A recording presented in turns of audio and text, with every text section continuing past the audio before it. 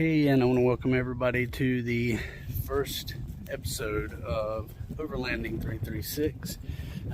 This is just going to be an overview of my rig and what this channel is going to consist of. So it's just going to be myself normally, and this girl here, Satine, my big puppy, Satine. So let's get into it. This is my 2022 Gladiator switch. It's got a 2022 Gladiator, and as you can see, it's had a little bit of mods to it. I have an N-light, I think that's what it's called, and yeah, M-light maybe. Yeah, M-light bumper. I put a Badlands hook on the front there. Painted the undercarriage. I have a Rubicon Express 2-inch budget lift with a steering stabilizer. Changed the bulbs out to LED, and this fat face came with these lights, which are yellow and white. They change. I put these on here. I did put the barricade steps on it. I like them better so far than the stock rails. On the inside, not really a lot to show except a messy Jeep. I put these little grabs on here. My latest addition is over there in the floor. It's in the floor because the handle doesn't work. MXT 575. Let's get back over here. Yeah. So I do have this Midland. Oh, I'm hitting the wrong button.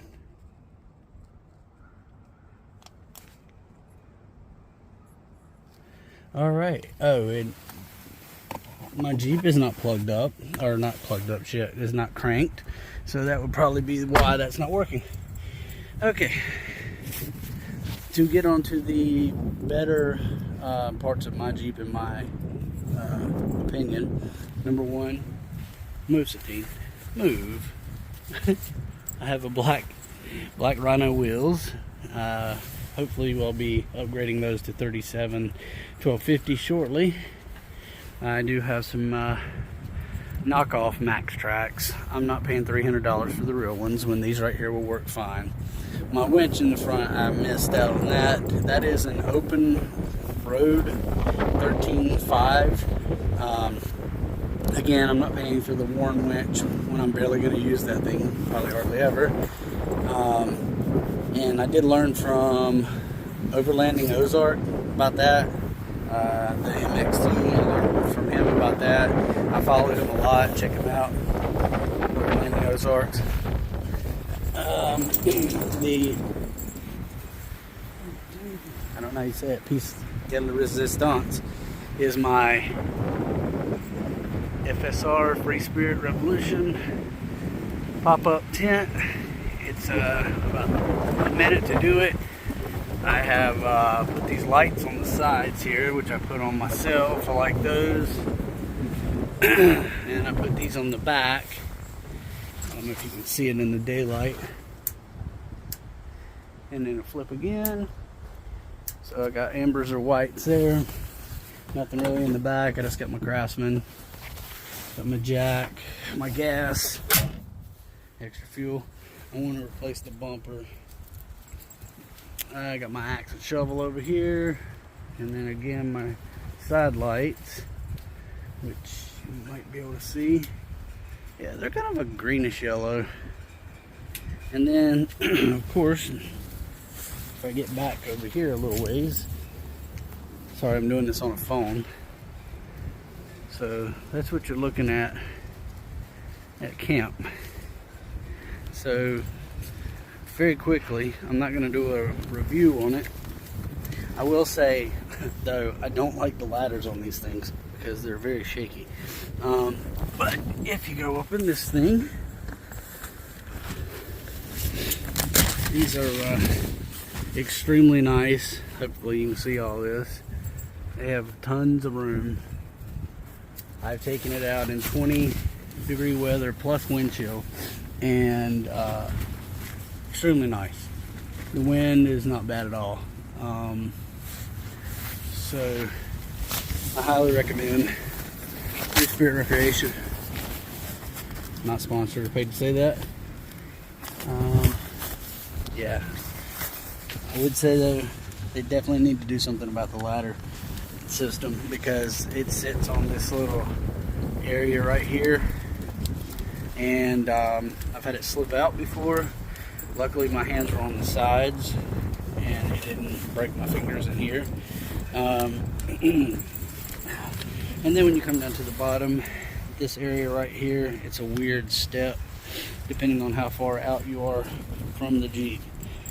And I will say this, I had been putting the step much closer, and I just found out by reading the instructions that you're supposed to be a fourth of however high you are off of the Jeep. So that was my fault, I will say that, because my ladder was sliding into the actual tires. Yeah, and there again, let me go back to this. The open road winch, it comes wired and wireless, which is nice. The M-Light bumper comes with 4 lights already on it, and they are extremely bright. I'm very happy with those.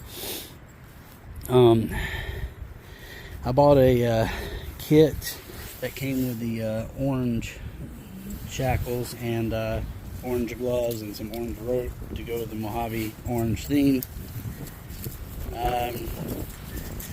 I am going to be posting footage shortly after this is posted of my first adventure. I went up to the North Carolina 105, and the next place I want to go is probably Hurricane Creek, Max Patch, or Buzzard's Roost up that way. Anybody's watching this, just give me a holler if you have any suggestions on where to go. I'm just going to do a walk around again. Please excuse the dirt and mud. I don't wash this thing like a Cadillac, because that's not what it is. Why are you following me everywhere? Sorry. She's always there. My big girl. Oh yeah, and that is another addition I did to the Jeep. Sorry, it's a mess. Never mind the mess, but when I fold this down, she can jump in and lay in the back here, and I don't have to worry about getting the seats covered in hair. So it's an excellent thing to do, especially if you have a Great Dane. I love my big girl. She is a mess. These are great. And I went to, actually the first time I went out was Brown Mountain. I went to Brown Mountain and ran out of gas on top of the mountain because I didn't fill up before I went up there. And once you get up there, you have no cell service. If any of you guys are from North Carolina or around South Carolina, Tennessee, Georgia, Virginia, any of those areas, and you do some trails, that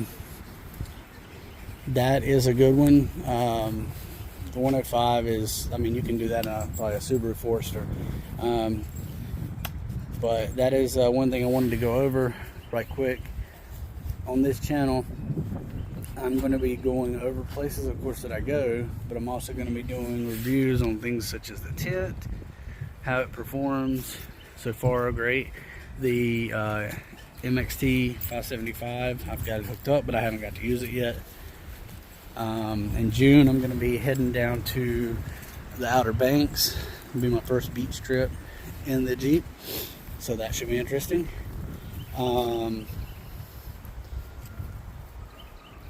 And I'm trying to think, sorry, I had a brain fart there for a minute. Oh yeah, and that's one thing. I won't be going to places like Tellico or Moab, or, I mean, not that I wouldn't mind it to see it, but even Uwharrie, I live pretty close to Uwharrie. I'll probably go there, but I won't be doing crazy trails. I have one vehicle and I'm on a budget, so I can't afford to be tearing things up underneath it or knocking dents in the sides of it. I like it too much. It's brand spanking new. I've already got over $60-some thousand in this, and plan to have a lot more. I want to add a kitchen into the back of it, get me a fridge cooler, get me a slide out thing to cook with, because right now I'm just throwing the table out and the Coleman grill, which it works fine. But like I said, I'm going to be doing reviews on things such as I have a solo stove, and I haven't got to use that yet because we didn't need a fire, and a few other things. Oh yeah, I have an electric chainsaw. I haven't got to use that yet because you never know when you're going to need that on the trail. Some cutlery, things of that nature, things that are really overlanding more so than I got a Jeep and I can do rock climbing, and if you do that, that's great, that's on you. I enjoy watching people do that in these crazy built rigs, but that's not what I'm into per se. This is a little more laid back. I guess you could call this your grandpa's off-roading or something, I don't know. But anyways, this is Casey at Overlanding 336. I hope you enjoyed the channel, and please tell your friends and like, subscribe, and share. Thank you. I had to add this into the video. I don't know how I forgot this because this is one of my most important purchases.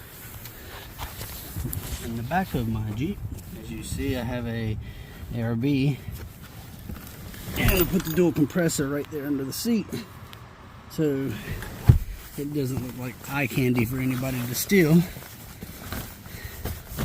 Get my pet bed ready, and I keep my tools right over there. Handy dandy Craftsman.